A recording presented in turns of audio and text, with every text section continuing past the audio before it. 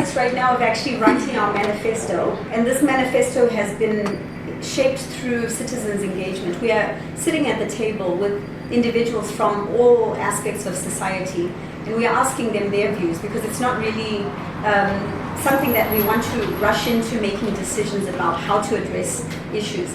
After a year now, I think we are well informed. I'm a conservationist. Clearly, we do need to protect our conservation spaces.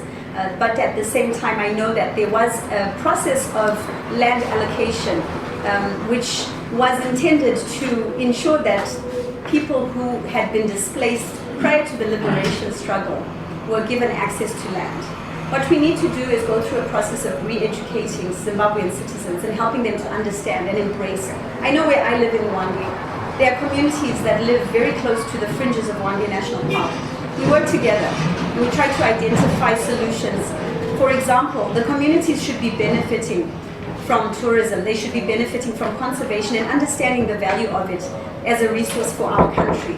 What happens most of the time is you find conservation spaces are these isolated spaces which are benefiting a small group of people. But we are saying, let's make sure that it actually supports communities that are around it. And so there are a lot of ways you can do that by utilizing the knowledge, the collective knowledge, the resources of the community.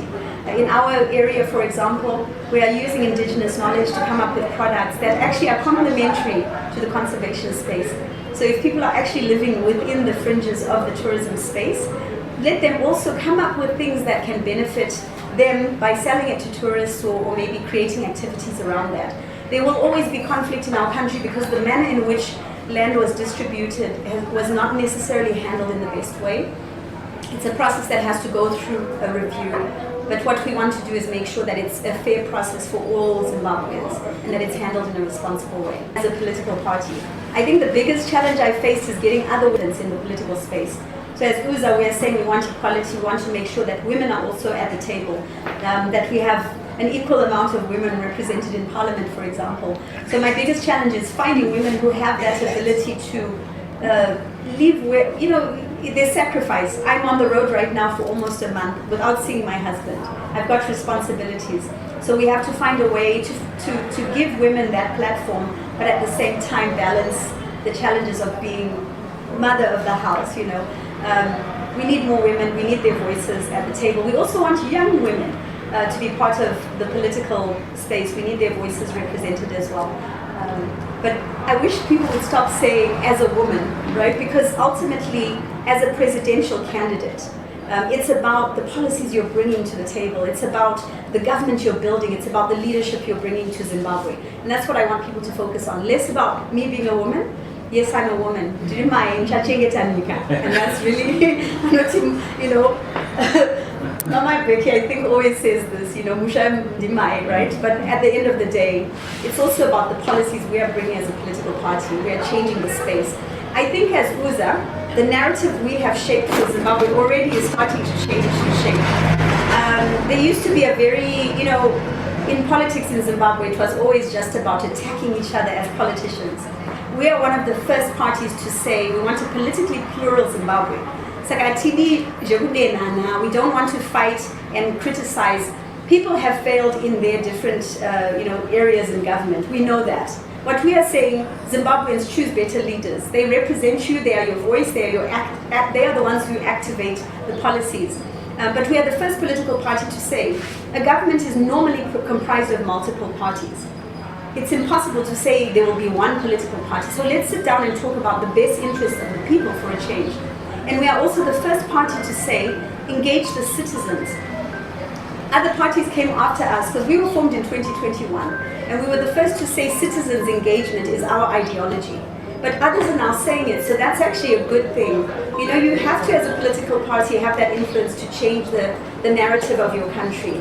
We also want now to see a Zimbabwe where people can actually say we have pride in our country, we want to build. That's why we're saying Zimbabwe, we want to build Zimbabwe. And we're the first political party to say we will do that even before we are in government. We're not waiting, we're building Zimbabwe already.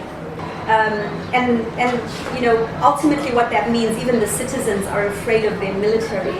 The citizens are afraid of the police, the law enforcement, which is supposed to protect them. But keep in mind that even the police and the army are citizens in this country. And the issues that we are addressing as a political party also affect those citizens.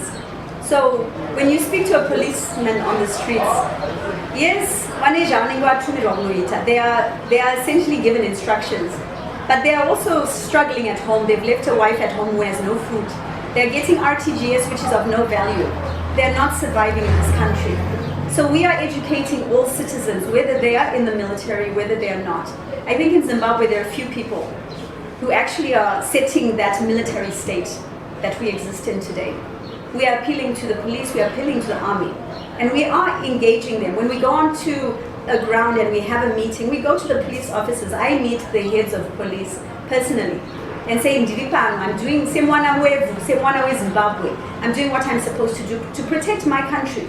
You are not doing it, so I'm going to stand and I'm going to do it. And we say to them, please give us the right to do what we constitutionally can do, and that is to engage the citizens. So they sit in our meetings and they hear us talk. And often you'll see people are even shaking their heads saying, sure. So I just hope and pray, because I know as president, yes, I will lead the army and the police force will have to report to our government. I just hope and pray that they also have the interest of the citizens at heart, beyond what they are being instructed to do. They have a responsibility to the citizens. And when we are in government, we will go through a complete reprogramming process to make sure that those institutions are operated in a proper way, in a manner that represents the citizens. Zimbabwe is ready for a female. Everywhere we've gone, we've traveled, and they are ready. They are tired. People are tired of this current situation. And you'll find Chiro, my mom, she was a war veteran. She fought, she helped to liberate this country. And you'll find there are war veterans out there right now who are disappointed. You'll find women who stood behind their husbands, struggling and sacrificing for this country, are tired. Young people today are saying, I need to get my skills so I can go out of the borders, out of the country to another country.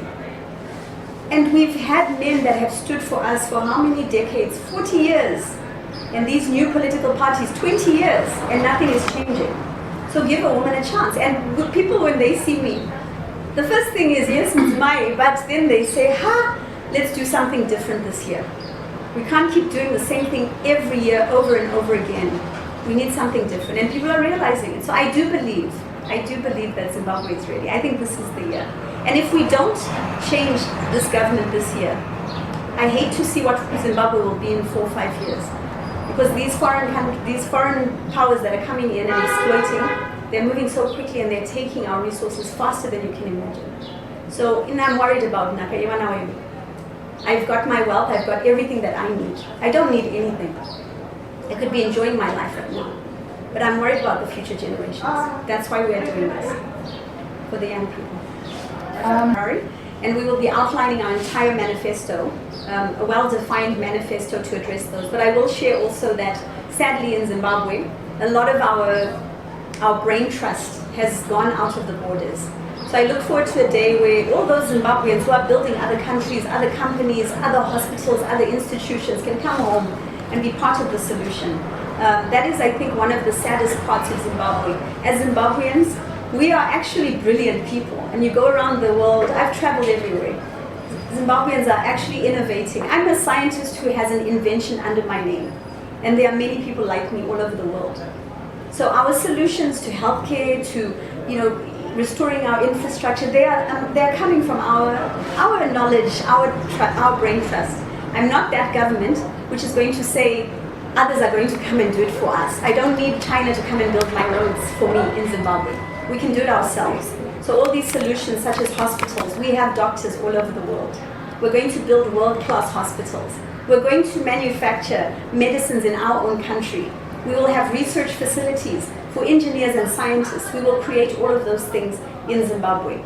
We as a country have so much capacity, and people have built off of our backs. So for the first time, Zimbabweans will build for ourselves, and the solutions will come from within our country.